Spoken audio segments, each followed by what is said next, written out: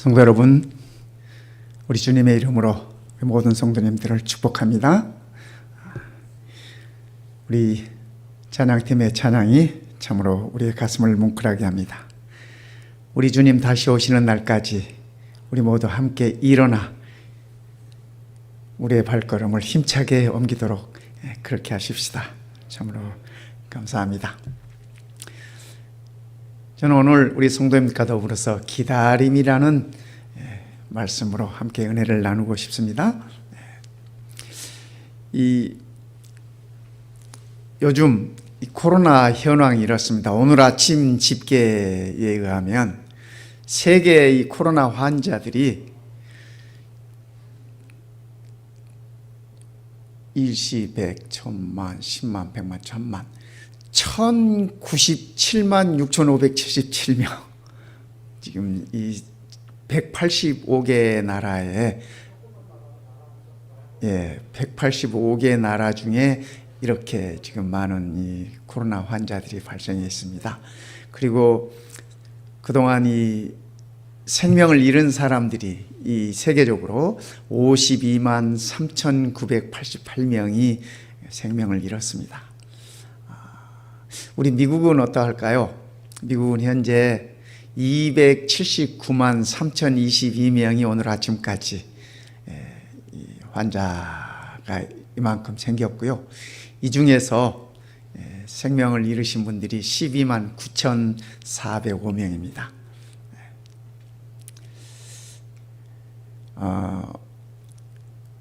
어제까지 3일째 하루에 5만 명 이상씩 이 환자들이 발생했다 그럽니다. 미국에서 말입니다.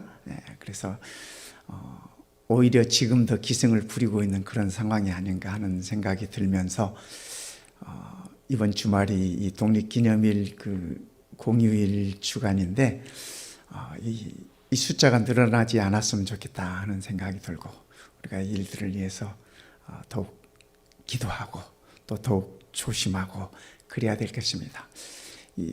어제 하루에 57,683명이 미국에서 새로운 이 환자로 이렇게 발생을 했다 그럽니다. 한국은 어떤가? 한국은 그동안 총 이 환자가 13,030명. 그 중에 생명을 잃으신 분들이 283명. 우리 미국에 비하면 물론 인구도 적기도 하지만 이 185개 나라 중에 제가 이렇게 우리 한국은 몇 번째나 되나 하고 세어봤어요. 봤더니 우리 한국이 56번째 나라인데 우리 한국보다 밑에 있는 나라들은 다 조그만 나라들이에요. 인구도 몇 안 되는 아주 작은 나라들. 그래서 우리 한국이 지금은 한국이 제일 선진국인 것 같다는 생각이 제 개인적인 그런 생각이 들고 또 우리 한국 분들이 상당히 이런 면에서 이렇게 적극적으로 협조하고 또 시민의식이 높은 것이 아닌가 하는 그런 생각이 들었습니다. 이런 상황에서 성도 여러분, 우리가 각별히 손 씻기 자주 하시고 또 이 거리 두기 철저하게 하시고 마스크 꼭 쓰시고요. 낯선 분들 만날 때 특별히 이 마스크 잘 쓰시고 그다음에 운동 꼭 열심히 하세요. 걷기를 해도 좋고 달리기를 해도 좋고 운동을 꼭 하셔서 저녁에 수면도 충분히 취하시고 그리고 식사도 잘 하셨고 특별히 바이타민 C나 이런 것들을 잘 이렇게 섭취함으로 인해서 우리가 잘 관리할 수 있습니다. 우리가 평소에 하던 뉴스타트 잘 하고 우리가 마스크 쓰고 거리 유지하고 그러면은 그렇게 염려하지 않아도 되는 이 질병입니다. 온 세상이 지금 몸살을 앓고 있지 않습니까? 온 세계가 이 질병으로 인해서 몸살을 앓고 있습니다. 육체적으로, 정서적으로, 경제적으로, 사회적으로 모든 분야에 있어서 다 그렇습니다. 이럴 때 우리가 더욱더 건강을 유지하고 더욱더 하나님께 바르게 서는 그러한 우리 모든 가족들 됐으면 참 좋겠습니다. 저는 오늘 에레미야에 관한 말씀을 좀 나누고 싶습니다. 에레미야는 별명이 있어요. 별명은 눈물의 선지자입니다. 눈물의 선지자 예레미야. 그가 사역을 40년 하셨습니다. 예레미야가 젊은 시절에 하나님께 부름을 받아가지고 하나님께서 그를 세우셨을 때, 하나님 저는 말을 못합니다. 저는 어려서 못합니다. 하나님께 여러 가지 이렇게 변명을 했어요. 그럴 때 하나님께서 네가 어리다고 하지 말아라. 내가 내 말을 내 입술에 두노라 하면서 그를 세우셨습니다. 그래서 예레미야가 40년 동안 하나님의 말씀을 백성들에게 전했습니다. 핵심적인 이 기별들은 무엇이었냐면, 우상을 섬기지 말고 하나님께 돌아오라. 그리고 바벨론에 순종하고 이집트를 쫓아가지 말아라. 그렇습니다. 그런데 이 왕들이 예레미야의 기별을 받지 않습니다. 받지 않고 자꾸 애굽에게 이렇게 다가서고, 그래서 결국은 바벨론에 의해서 나라가 망하고 성전이 무너지고 백성들이 붙잡혀가고 하는 그러한 모든 체험들을 예레미야가 몸소하게 됩니다. 그런 기별을 전하는 것 때문에 예레미야가 붙잡혀가지고 감옥에 들어가고 밥도 굶기고, 성경에는 떡이라고 적혀 있어요.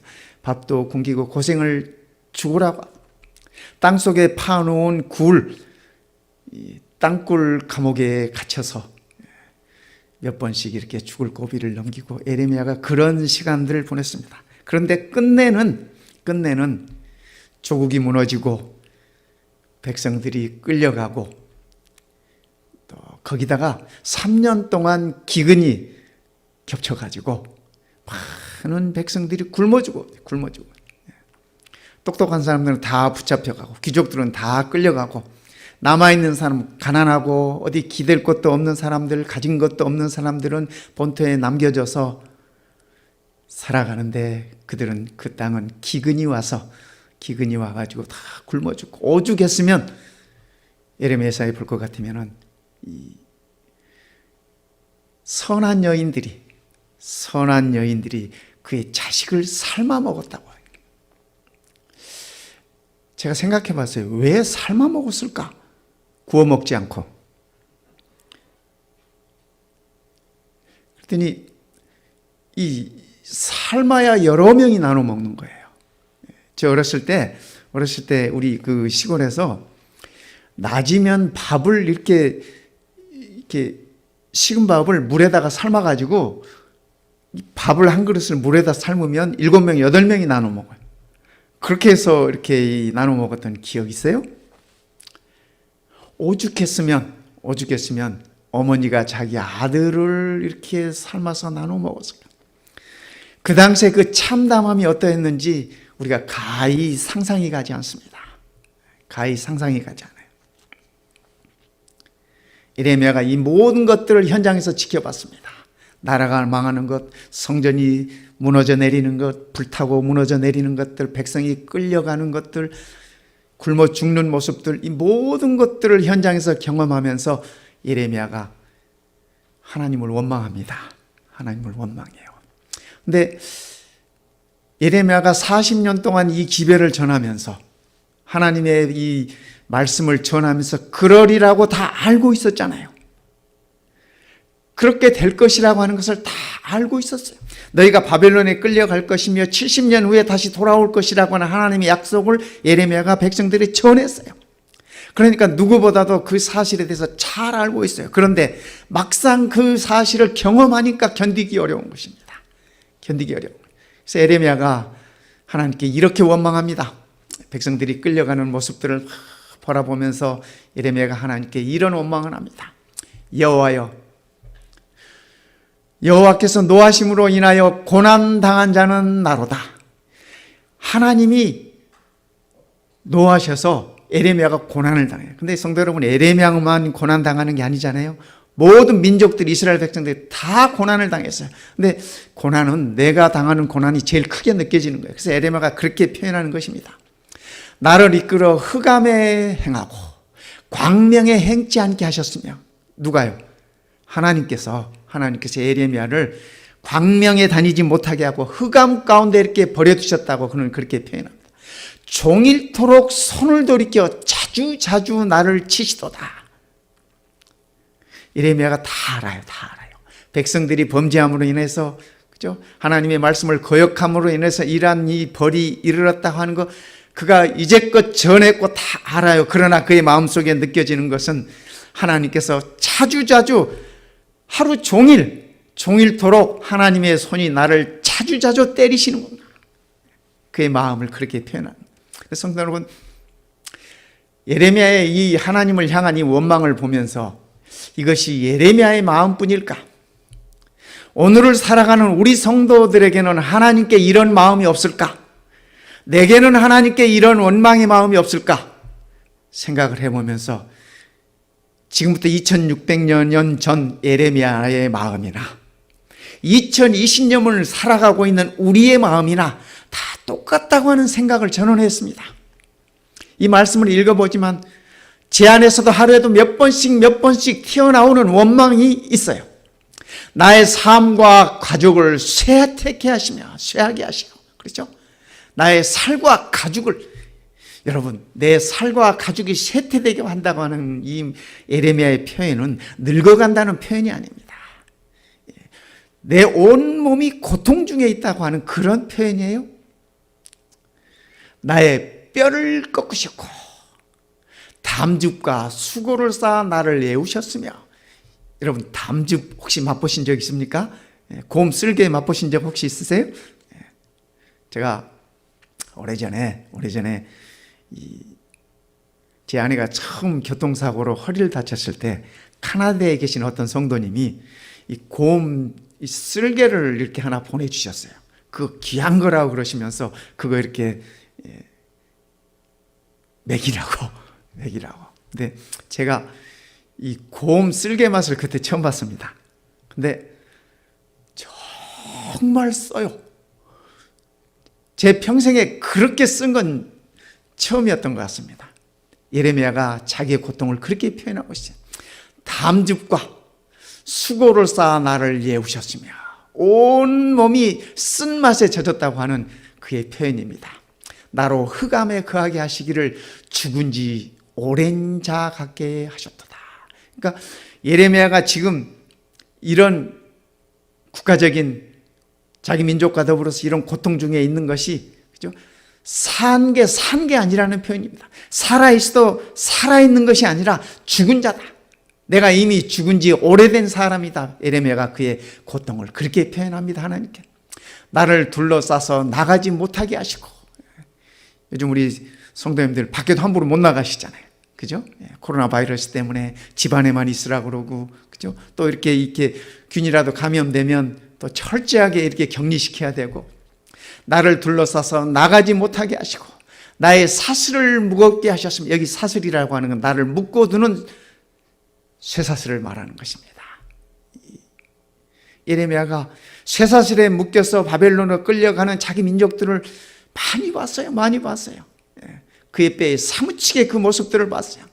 나의 사슬을 무겁게 하셨으며 내가 부르짖어 도움을 구하는 하나님께 내 기도를 물리치시며, 예레미야서에 볼 것 같으면 예레미야가 하나님께 드린 여러 기도들이 있어요.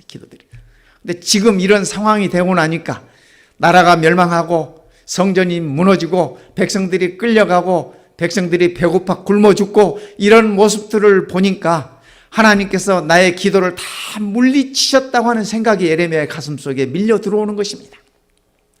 다듬은 돌을 쌓아 내 길을 막, 예레미야가 가는 길을 하나님께서 길목마다 다 차단하시는 것 같아. 길마다 다 막아두시는 것 같아. 내 첩경을 굳게 하셨도다. 첩경이라고 하는 것은 지름길입니다. 빨리 가는 길이에요. 그런데 하나님께서 그 빨리 가는 길들을 다 막아 놓으셔가지고 돌로 다 막아 놓으셔가지고 이 다듬은 돌로 막으셨다고 하는데, 이 말씀은 예레미야의 생각에 하나님께서 계획하셔서 자기 길을 막았다고 그렇게 지금 생각이 들어지는 것입니다. 우리가 살다 보면 그런 생각이 들 때가 있지 않습니까? 내가 믿음으로 신앙으로 좀 잘해보려고 하는데 그럴 때마다 앞길이 막히고 더 답답한 일이 생기고 그럴 때가 있지 않습니까? 예레미야의 마음이에요. 저는 내게 대하여 엎드려 기다리는 곰과 은밀한 곳에 사자 같으사. 성도 여러분, 우리가 가는 길에 곰이 엎드려서 우리를 기다리고 있다면 사자가 우리를 삼키려고 기다리고 있다면 그 길이 얼마나 무서운 길이겠습니까? 얼마나 힘든 길이겠습니까? 사활이 걸린 길 아니겠습니까? 예레미야가 지금 그렇게 느끼고 있어요. 나의 길로 치우치게 하시며 내 몸을 찢으시며 나로 적막하게 하셨도다. 우리가 살다 보면 우리 온몸이 찢기는 아픔과 고통을 느낄 때가 있지 않습니까? 그렇죠? 그리고 정말 세상에 나 홀로 버려진 것처럼 적막을 체험할 때가 있지 않습니까? 예레미야도 똑같았어요. 오늘을 살아가는 우리 백성들 중에도 이런 분들이 많이 있지 않습니까? 그죠? 네. 활을 당기고 나로 관역을 삼으시며 내 몸이 활의 관역이야. 그러니까 날아오는 모든 활들이 내 가슴에 꽂히는 것입니다. 관역이기 때문에요. 그죠? 전통의 살로 내 허리를 맞추셨도다. 이 전통이라고 하는 것은 화살을 담아두는 그 화살통입니다. 화살통에 있는 모든 화살이 내 허리를 맞추죠. 사람이 허리에 활을 맞으면 그 고통이 제일 큽니다. 근데 예레미야는 화살통에 있는 모든 화살을 자기 허리에 다 맞은 거예요. 나는 내 모든 백성에게 조롱거리고 종일토록 그들의 노랫거리가 되었도다. 나를 쓴 것으로 배불리시고 쑥으로 취하게 하셨으며, 여기 쓴 것이나 쑥이나 다 같은 것입니다. 이 담즙 같은 다 그런 겁니다. 조약돌로 내 이를 꺾으시고 돌멩이로 내 모든 이빨을 꺾으셨어요. 이빨을 꺾어 놓으니까 먹을 수도 없죠. 그죠? 말도 제대로 못하죠. 그 고통이 얼마나 하겠습니까? 생이빨이 이렇게 돌멩이로 뽑혀나가는데, 주께서 내 심령으로 평강을 멀리 떠나게 하시니 내가 복을 잊어버렸으며. 어쩌면 요즘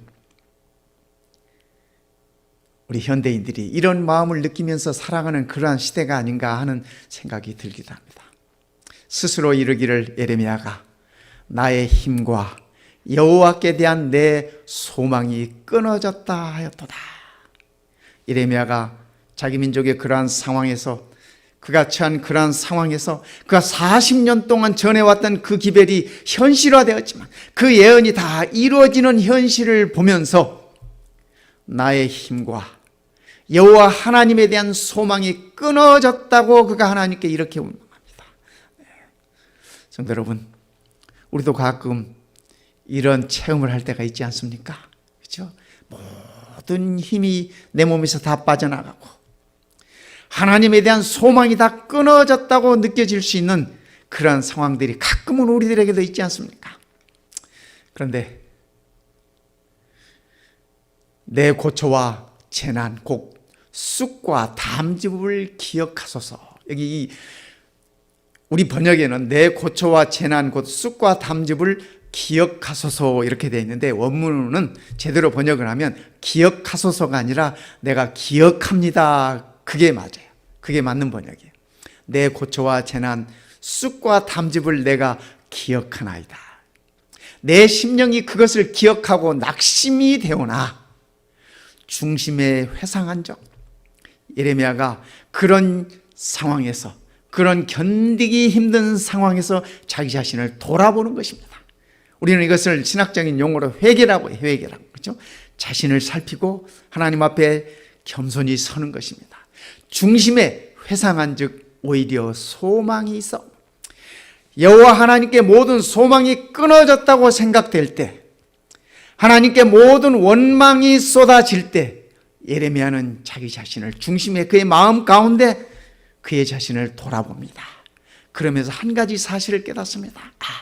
내게 아직도 소망이 남아있구나. 소망이 있으면 여호와의 자비와 긍휼이 무궁하심으로 우리가 진멸되지 아니함입니다. 그러니까 예레미야의 하나님을 향한 그 원망은 그 원망으로 끝나지 않습니다. 끝나지 않습니다.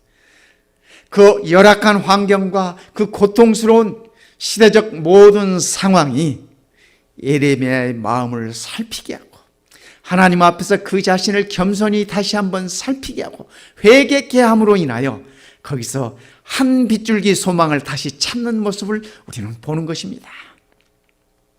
성도 여러분, 그러면서 예레미야는 이렇게 이야기합니다. 무릇 기다리는 자에게나 구하는 영혼에게 여호와께서 선을 베푸시는도다. 사람이 여호와의 구원을 바라고 여호와의 구원을 기다리고 잠잠히 기다림이 좋도다. 예레미야는 좋은 것이 단 하나도 없는 그 상황에서 좋은 것 하나를 발견합니다. 사람이 여호와의 구원을 바라고 잠잠히 그분을 기다림이 좋도다. 성도 여러분, 요즘 우리의 상황이 어떠하든지 간에, 우리가 처한 환경이 어떠하든지 간에 이 좋은 것 하나 우리가 잊지 말아야 할 것입니다. 우리가 여호와의 구원을 바라고 우리가 여호와 하나님 앞에 잠잠히 기다린다고 하는 사실입니다. 노아는 120년을 기다렸습니다. 그의 말씀을 전하고서요. 그죠? 요셉은 보디발의 종으로 11년, 감옥에서 2년, 이렇게 13년을 그가 기다렸습니다. 모세는 미디안 광야에서 40년을 기다렸습니다. 오늘 우리에게도 기다림의 시간이 필요합니다. 바벨론으로 포로로 잡혀갔던 이스라엘 백성들이 고향으로 돌아오는데 70년을 기다려야만 했습니다. 70년이 얼마나 긴 세월인가 제가 가만히 이렇게 생각을 해보면서 한국 전쟁이 발발한 지가 금년이 딱 70년이라. 1950년에 한국 전쟁이 시작이 되고 금년이 2020년이니까 딱 70년 돼요. 70년. 얼마나 긴 세월입니까? 우리 중에 대부분 전쟁을 경험하지 못한 사람들이 못한 사람. 저도 전쟁을 제 눈으로 보지 못했습니다. 못했어요. 그러니까 이 70년이라고 하면 거의 한 세대가 완전히 넘어가는 시대입니다. 완전히 넘어가는 시대. 그렇죠? 다니엘이 바벨론으로 포로로 잡혀갔을 때가 17살 아니었습니까? 그런데 70년 후에 자기 백성들이 풀려날 때 다니엘 나이가 87세. 그렇죠? 그러니 70년이라고 하는 세월은 완전한 한 세대를 가리키는 긴 세월입니다. 긴 세월. 그럴지라도 그들은 기다려야만 했습니다. 기다려야만 했어요. 제가 가만히 돌이켜보니까 예수님께서 오신다고 하는 우리의 복음을 받아들이고 믿음으로 살다가 잠드신 분들이 70년 안 되고 70년 못 되게 살고 가신 분들이 수두룩하시더라고요. 수두룩하죠. 70년이란 그런 세월입니다. 그런 세월이에요. 기다림이 어려운 것은 장애물이 있기 때문에 기다림이 어렵습니다. 어떤 이 장애물들이 있냐면 이스라엘 백성들이 애굽에서 나와가지고 그죠? 광야로 가는데 40년을 기다렸지 않습니까? 40년 동안 그들에게 늘 끊임없이 고통이 있어요. 광야에서 추위의 고통이 있고 더위의 고통이 있고 배고픔의 고통이 있고 목마름의 고통이 있어요. 오늘 우리의 삶도 마찬가지입니다. 마찬가지. 정도의 차이는 있겠지만 우리의 삶은 끊임없는 고통의 연속 아니겠습니까? 두 번째, 이 기다림의 이 장애물은 두려움이 있습니다.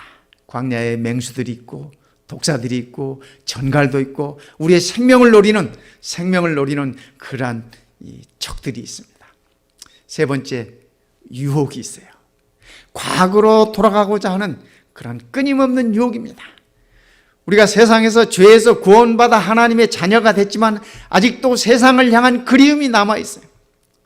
전에 즐겨하던 것들에 대한 그리움이 남아있어요. 그래서 자꾸 돌아가려고 하는 그러한 유혹이 있습니다.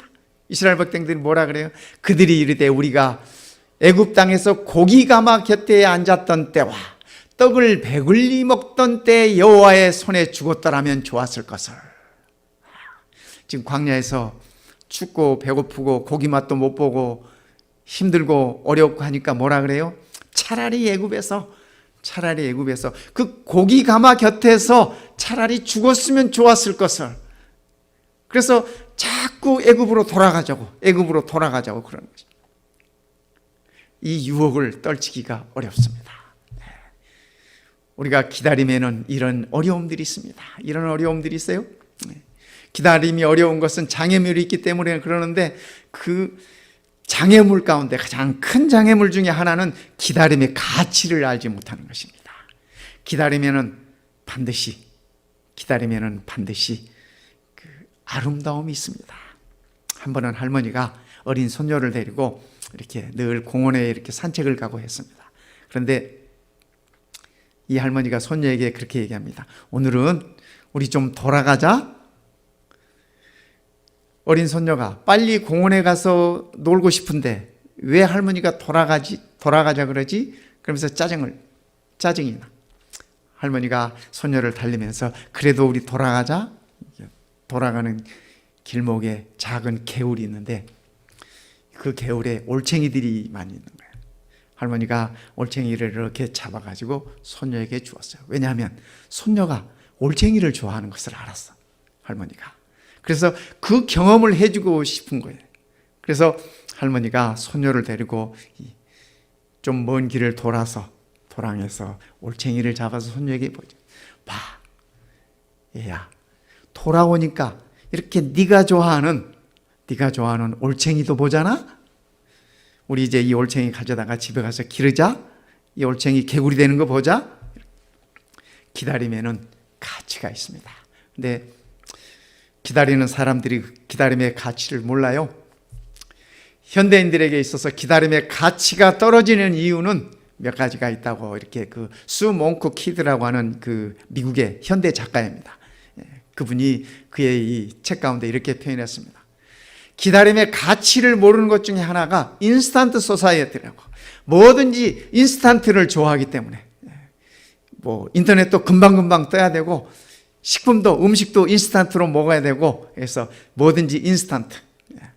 그다음에 두 번째는 이 지름길 종교가 이 기다림의 가치를 떨어뜨립니다. 여기 지름길 종교라고 하는 건 뭐냐면 예수를 믿어도 어떤 열심이나 헌신이나 자기의 변화를 추구하는 그러한 믿음이 아니라 그저 평안하게 믿다가 천국이나 가겠다고 하는 그러한 사상이라고 하는 것입니다. 그래서 그러한 것들이 보네포는 그것을 가리켜서 값싼 은혜라고 표현을 했습니다. 이러한 것들이 우리의 기다림의 가치를 떨어뜨리는 것이라고 그렇게 얘기하고 있습니다. 그 다음에 현대인들은 속전속결에 중독되어 있다고요. 뭐든지 빨리빨리. 우리 한국 사람들이 제일 좋아하는 단어 아닙니까? 빨리빨리. 멕시칸들이 우리 한국 가게에서 일하면서 제일 먼저 배우는 말이 빨리빨리라는 말이라 그래요. 그런데 이러한 것들이 우리의 기다림의 가치를 절하시킨다고 하는, 떨어뜨린다고 하는 사실을 기억하시기 바랍니다. 예레미야는 얘기했어요. 무릇 기다리는 자에게나 구하는 영혼에게 여호와께서 선을 베푸시는도다. 예레미야가 이 말씀을 하실 때 아직도 70년을 기다려야 하는 것을 그가 알고 있었어요. 바벨론이 예루살렘을 멸망시키고 유다를 멸망시키고 다 데리고 가던 그때 예레미야가 그의 마음을 표현한 것입니다. 슬프다. 내 눈물이 강을 이루었다라고 표현하면서 그가 하신 말씀이 이 말씀이었어요. 기다리는 자에게나 구하는 영혼에게 여호와께서 선을 베푸시는도다. 70년을 더 기다려. 예레미야는 그의 살아생전에 바벨론의 포로가 돌아오는 걸 보지 못했습니다. 그러나 그는 기다림이 무엇인지를 알고 있었습니다. 하나님은 기다림을 통해서 우리를 만들어 가십니다. 성도 여러분, 우리도 기다리는 사람들 아닙니까? 재림 성도라고 하는 것은 기다리는 자라고 하는 것 아니겠습니까? 주의 오심을 기다리는 자, 재림을 기다리는 자. 이 기다림을 통해서 우리가 만들어져 가는 것입니다. 하나님의 손에 의해서. 하나님께서는 기다림을 통해서 우리를 만들어 가십니다. 우리를 성장하게 하시고, 우리를 성숙하게 하시고, 우리를 강하게 하십니다. 고난과 역경 가운데서 우리를 인도하심으로 우리가 더 견딜 수 있는 그런 정금 같은 그러한 믿음을 소유하게 해 주신다고 하는 말씀입니다. 그리고 하나님과 우리의 관계에 있어서 더욱더 긴밀하게 하신다고 하는 사실입니다. 우리의 삶에 고통이 있다 할지라도, 비록 하나님께서 나를 채찍질하는 것 같은 예레미야가 느꼈던 그런 원망이 있다 할지라도, 내 자신을 살피고 하나님 앞에 기다릴 때 우리는 하나님과 더욱 가까이 친밀하게 될 수 있다고 하는 사실입니다. 그래서 요한계시록에 볼 것 같으면 7 교회 가운데 이렇게 주어지는 기별 가운데 보면은 핍박이 가장 많았던, 고통이 가장 많았던 교회에는 책망이 없습니다. 서머나 교회, 여러분 아시죠? 서머나는 기독교 역사에 있어서 가장 핍박이 많았던 시대입니다. 서머나 교회는 하나님의 책망이 없습니다. 고통받는 당신의 백성들을 향해서 하나님께서 무슨 책망을 하시겠습니까? 그렇지 않아도 고통 중에 있는데요. 우리 하나님 그런 하나님이십니다. 우리가 이 기다림을 통해서 우리가 하나님의 자녀로 만들어져 가고 있다고 하는 사실을 기억하시면 참으로 좋겠습니다. 아브라함은 기다리지 못해서 이스마엘을 낳았습니다. 그렇지 않습니까? 아브라함은 기다림으로 이삭을 낳았습니다. 여러분 이스마엘과 이삭을 아시죠? 사도 바울은 갈라디아서에서 이삭을 가리켜서 약속의 아들이라고 그렇게 말씀하셨습니다. 믿음으로 얻은 아들이라고 그렇게 말씀하셨습니다. 성도 여러분, 우리의 삶 속에서도 기다리지 못하여 태어나는 이스마엘들이 있지 않습니까? 내 삶 속에서 기다림으로 태어나는 이삭이 있는 반면에 또 기다리지 못함으로 인하여 얻어지는 이스마엘이 있지 않습니까? 우리는 기다림의 아름다움을 배워가야만 되겠습니다. 사람이 여호와의 구원을 바라고 잠잠히 기다림이 좋도다. 예레미야가 그 슬픔 가운데, 그 고통 가운데, 그 견디기 어려운 상황에서 단 한 가지를 그는 깨닫고 한 가지를 바라보았습니다. 여호와의 구원을 바라고 잠잠히 기다림이 좋도다. 그는 그의 모든 고통이 하나님께로부터 비롯된 것이라고 하는 그런 마음이 있었지만은, 그렇죠? 그런 마음이 있었지만서도 그가 감당하기에 너무 고통이 크기에 이렇게 표현했던 것입니다. 그가 자신을 살피면서 하나님 앞에서 자기 내면을 들여다보면서 한 가지 소망을 찾습니다. 여호와의 구원을 바라고 잠잠히 기다림이 좋다. 신약 성경에 보면은 시몬이라는 사람이 나옵니다. 그가 메시아를 기다리는 자였습니다. 제가 주의 그리스도를 보기 전에 죽지 아니라 하는 성령의 지시를 받았더니 성령 하나님께서 이 시몬이라고 하는 이 제사장에게 일러줬습니다. 네가 메시아를 보기 전에는 결코 죽지 않을 것이다. 이렇게 일러주셨어요. 성령의 감동으로 성전에 들어가며 마침 예수의 부모가 율법의 전례대로 행하고자 하여 그 아기 예수를 데리고 오는지라. 그래서 시므온이 아기 예수를 그의 품에 받아들고 이가 메시아임을 그가 알았습니다. 그래서 이제는 내가 죽어도 여한이 없다. 여한이 없다고 기쁨으로 메시아를 만남의 장면을 누가복음 2장에서 표현하고 있습니다. 성도 여러분, 시므온은 하나님께서 주신 약속을 끝까지 믿고 기다렸습니다. 오늘 우리도 시몬이 가졌던 똑같은 약속을 가지고 있습니다. 시몬은 메시아의 초림을 기다리는 자였지만 우리는 메시아의 재림을 기다리는 자들입니다. 성령께서 우리에게 똑같은 약속을 주셨습니다. 우리는 그 약속을 믿고 기다릴 것입니다. 시몬은 성령이 하시는 이 말씀이 그의 삶의 소망이었습니다. 그의 비전이었습니다. 그의 꿈이었습니다. 살아있는 동안 메시아를 만나는 것이 그의 삶의 간절한 목표였습니다. 성도 여러분, 오늘 우리도 분명한 약속이 있습니다. 성령께서 우리에게 주신 분명한 약속이 있습니다. 예수님께서 스스로 말씀하신 약속이 있습니다. 내가 다시 오리라. 내가 다시 오리라. 내가 와서 너희를 나 있는 곳에 영접하여 너희도 있게 하리라. 내가 예비한 거처에 너희와 함께 있게 하리라. 너희는 내 백성이 되고 나는 너희의 하나님이 되리라. 다시는 눈물이 있지 않고 다시는 사망이 있지 않게 하리라. 우리에게 분명한 약속을 주셨습니다. 이 약속은 오늘 우리의 소망입니다. 이 약속은 오늘 우리의 꿈입니다. 이 약속은 오늘 우리의 빛인 것입니다. 성도 여러분, 우리가 그 약속을 기다리십시다. 시므온과 더불어서 나이 많은 안나 선지자가 이 누가복음 2장에 소개됩니다. 아셀 지파 바누엘의 딸 안나라 하는 선지자가 있어 나이 매우 늙었더라. 과부되고 혼자 돼서 84세까지 이 사람이 성전을 떠나지 아니하고 주야에 금식하며 기도함으로 섬기더니 안나가 아기 예수를 만납니다. 메시아를 만납니다. 그가 성전을 떠나지 아니하고 그 연세되도록 떠나지 아니하고 주야로 기도하면서 하나님을 섬겼더라. 성도 여러분, 메시아를 기다리는 자의 삶의 모습은 이렇습니다. 성령의 약속의 말씀을 믿고 기다리고 기도하면서 기다리는 것이 삶의 모습입니다. 오늘 주의 다시 오심을 기다리는 우리도 시므온처럼 안나처럼 이렇게 살 것입니다. 재림 성도들의 삶이 거창한 것 아닙니다. 순수한 믿음을 가진 하나님의 자녀들의 삶이 우리가 생각하는 것처럼 거창한 것 아닙니다.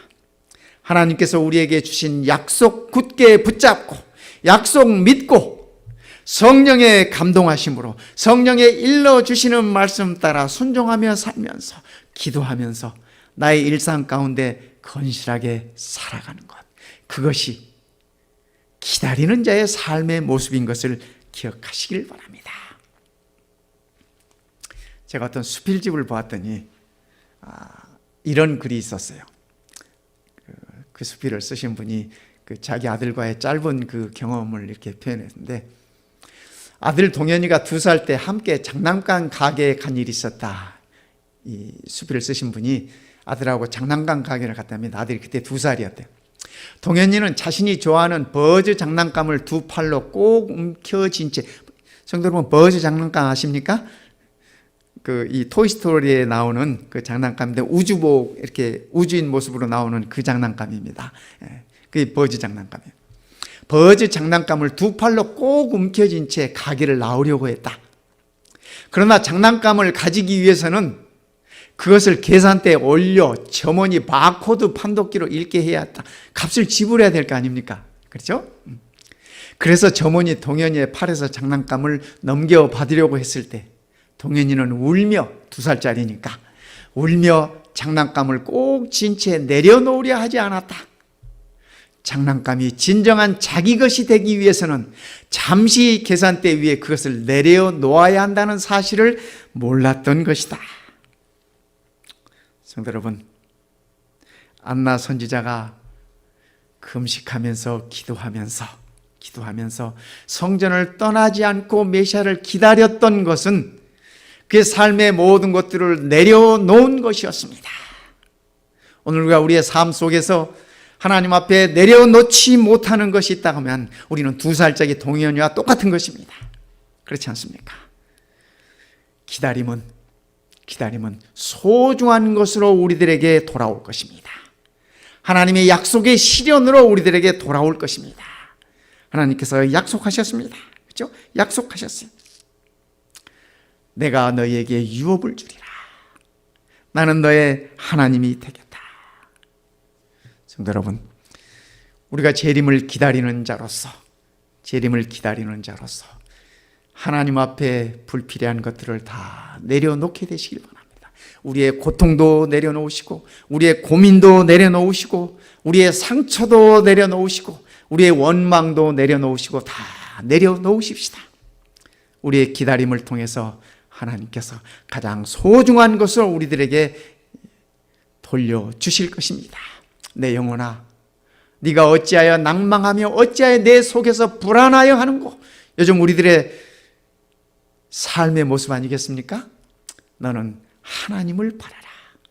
그 얼굴을 도우심을 인하여 내가 오히려 찬송하리로다. 요즘 코로나 때문에 모여서 이렇게 예배할 때 참미도 하지만 7월 1일부터 이 캘리포니아 주지사가 이거는 이 레코멘데이션이 아니라 오더라고, 그렇게 명령이다라고 그렇게 말씀하셨습니다. 이렇게 대면에서 이렇게 참미도 하지 말라고. 왜냐하면 이 참미가 대화하는 것보다 훨씬 더 이렇게 그 영향을 많이 미치기 때문에 그러지 말라고. 우리가 함께 모여서 찬양은 못한다 할지라도 우리의 입술에 하나님을 향한 찬송이 끊이지 않게 되기를 바랍니다. 내 안에 불안해하지 말고 낭망하지 마시고, 성도 여러분, 이 기간이 곧 끝날 것입니다. 곧 끝날 것이에요. 조금만 더 견디시기 바랍니다. 조금만 더 기다리시기 바랍니다. 우리가 하나님의 얼굴을 바라보면서, 하나님의 도우심을 바라보면서 오히려 우리 입술에 찬송이 있으면 좋겠습니다. 사도 바울은 이렇게 얘기했습니다. 모든 사람에게 구원을 주시는 하나님의 은혜가 나타나, 우리 모두에게 구원을 주시는 하나님의 은혜가 오늘 우리들에게 나타나 우리를 양육하시되, 기다림을 통해서 우리가 성장하게 하시고 강하게 하시고, 그렇죠? 하나님과 친밀하게 하실, 그렇죠? 우리를 양육하시되 경건치 않은 것과 세상 정욕을 다 버리고 세상으로 돌아가고자 하는 그러한 유혹들을 다 뿌리치고 물리치고 근신함과 의로움과 경건함. 여러분, 근신함과 의로움과 경건함이 뭐예요? 뭐예요? 하나님의 약속을 믿고 기다리면서 기도하면서 살아가는 삶이 근신하고 자신을 살피고 의롭고 경건한 삶이에요. 그렇죠? 의가 우리의 의가 아니라 우리 주님의 의이기 때문에 그렇지 않습니까? 우리가 그 사실을 공부 많이 해서 우리가 잘 알아요. 그죠? 로마서를 공부하면서 내내 그 공부했고 우리가 잘 알아요. 그래서 근신함과 의로움과 경건함으로 이 세상에 살고, 오늘 우리가 살고 있는 이 세상을 우리가 이렇게 살라고 이렇게 가르쳐주고 있어요. 기다리는 자들의 삶을 얘기하는 것입니다. 복스러운 소망과, 이 복스러운 소망이 뭡니까? 우리 주님이 다시 오시겠다고 약속하셨던 그 약속, 그 소망이 복스러운 소망과 우리의 크신 하나님 주 예수 그리스도의 영광이 나타나심을 기다리게 하셨으니 우리는 이 스테이지에 살고 있어요. 그렇지 않습니까? 우리 주님의 영광스러운 나타나심을 우리는 기다리고 살고 있지 않습니까? 비록 우리가 살고 있는, 우리가 발딛고 있는 이 세상은 고통이 많고 슬픔이 많고 아픔이 많고 절망이 많고 질병이 많은 세상이라 할지라도 이럴 때일수록 우리가 더욱더 우리 하나님을 바라보고 그분의 영광에 다시 오심을 기다리라고 우리들에게 말씀해 주고 계시는 것입니다. 성도 여러분, 이 한 주일도 우리가 기다림으로 승리하십시다. 기다림으로 믿음 위에 굳게 서십시다. 하나님의 은혜와 축복이 우리 모든 성도들에게 풍성하시기를 이 시간에 간절히 바라면서 말씀을 마치겠습니다.